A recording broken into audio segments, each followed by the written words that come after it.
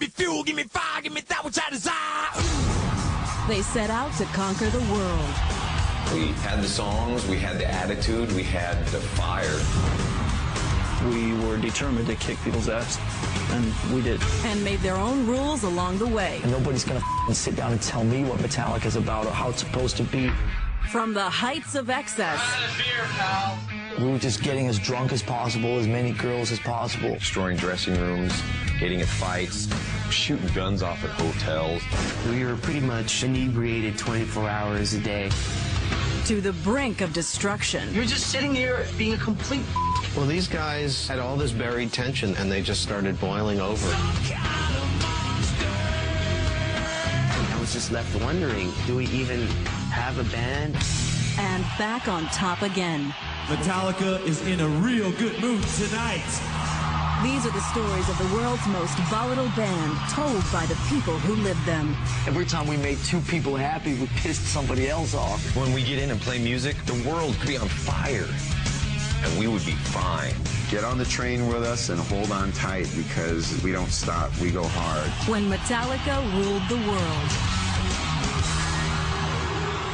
In a world where only speed metal soul and hairspray was a crime, our deeds were taken over and turned into headbangers, and so began a time of pure Alcoholica, where only the Sandman reigned, and thrash was the name of the game. When Metallica ruled the world. Metallica just started out being basically James and Lars. James came from a very strict background and grew up in a suburb of Los Angeles, Downey, Norwalk area.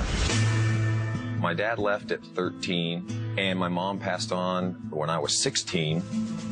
It's like, what's going on? Everyone's just leaving me. But the music was a huge, huge savior in my life. I moved from Denmark to Southern California in August of 1980.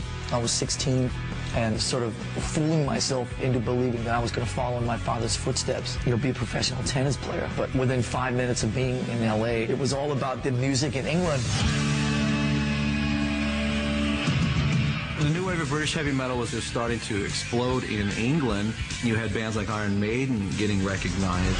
Diamond Head, Angel Witch, Tigers of Pantang, Venom, full-on metal bands back when they were really metal. So I became kind of obsessed with all of it, and I threw the tennis racket, burned him probably, and kind of started fiddling with the drums. And he was always like, I'm going to start a band. We're like, yeah, sure you are, Lars. I started advertising through the Recyclers classified ad newspaper in LA, where you could sell your car or find a lead singer for your band. Every week that it would come out, looking under H, for heavy metal, or M for metal, it was always him and me, and maybe a few other people. One day this guy named Hugh called up and said he was pretty into the metal stuff and he was going to come along for a jam, and he brought his friend James Hetfield along. I went to his house and whoa, man, there was a very interesting smell, a very Danish type of armpit smell. James was incredibly shy and could hardly even make eye contact, but he seemed to at least have a passion for some of the same things that I was into. His drumming was not amazing, but he had this drive. Hooking up with Lars was awesome, and we bonded a lot in the music and in the drinking as well. We worked on this song called Hit the Lights. He played bass and guitar, I played the drums, and he sang. The production wasn't good, but the song had attitude, kind of just dirty and in your face. And we called the band Metallica, and that was really the beginning of it. The next guy that came in the band was Dave Mustaine. Dave was an amazing guitar player. He could shred. He was doing some amazing solos. He was the guy that could really play his instrument. None of the other guys really were that good, but Dave also liked to party a lot. He out-partied the rest of Metallica. It was San Francisco metal night at the Whiskey in L.A., and me and James went down there. Say hi to Cliff. And we looked down on the stage, we heard this wild solo going on. There's this big mop of red hair going nuts, you know? And it was a wah sound. It's like, man, that guitar is heavy. And we look and we're counting the strings on it. Dude, that's a bass. It was this guy, Cliff Burton. Me and James had never seen anything like him. And we just looked at each other and said, we have to get this guy in our band. So we stuck around and we pulled him aside and said, you are amazing. We got to steal you. Basically, at the end of the day, he said, you know, I like you guys, but you guys are going to have to move up to San Francisco. Absolutely. We were ready to get out of L.A. LA sucks! Even in '82, LA still was such a pansy-ass environment for metal. Hair metal, big hair, glitzy outfits. Metallica and Red are talking about strippers and partying. Getting laid on the Sunset Strip. Metallica was completely different. They were street. It was just t-shirts, jeans, let's get down to business. Let's not screw around. And why should we change? We're on stage. You know, we're not trying to be something big and fancy, you know. We didn't fit in with the music scene in L.A. We did up in San Francisco. I mean, in L.A., you get drinks with umbrellas in them. Up in San Francisco, it's a beer can. I mean, it was a much grittier atmosphere. So we went right up there instantly. San Francisco, would you please welcome Metallica! All right. That whole scene in San Francisco at the time was just waiting for a band like that to come up there and play. They liked the music, they liked the lyrics, and they didn't have to dress a certain way. Guys like me that were wearing like my Judas Priest denim jacket painted and my scarf. Metallica said, take that off. It's not metal. Just hang out. We made a demo tape, and I just sat there and sent it to 20 people.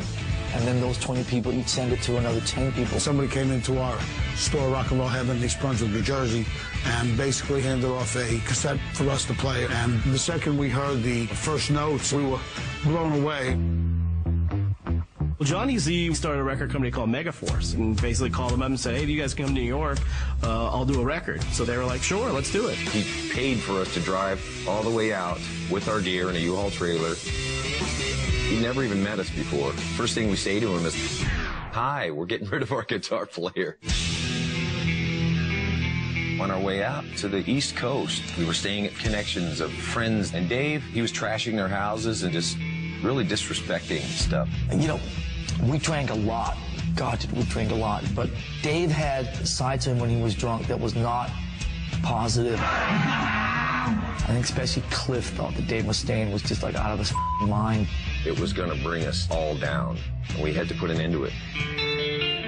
If you ever wake up and the other 3 band members are sitting, you know, within 2 feet of you, staring at you as you're rubbing sleep out of your eyes, probably not a good sign. And that was what Dave awoke to that morning. We had the bus ticket in hand. Dude, we've got to let you go. Gave him 15 minutes to get his things together, and then put him on a bus and then back to California. Probably not the nicest way to do it, but that's all we knew. So me and James got roaringly drunk about 10 or 11 in the morning and went sightseeing. Start spreading the news. We went to the top of the Empire State Building and just started drinking. And whatever that did for us, it helped. That same night, Kirk Hammett came out from San Francisco, who was the lead guitar player of this band, Exodus. When I arrived, it was about, I'd say 7 o'clock in the evening. These guys were just getting up. And I thought, wow, I like these guys. He set up his gear. We played Seek and Destroy, and about halfway through Seek and Destroy, I remember me and James looked at each other and kind of just nodded, and we knew that it was the right thing.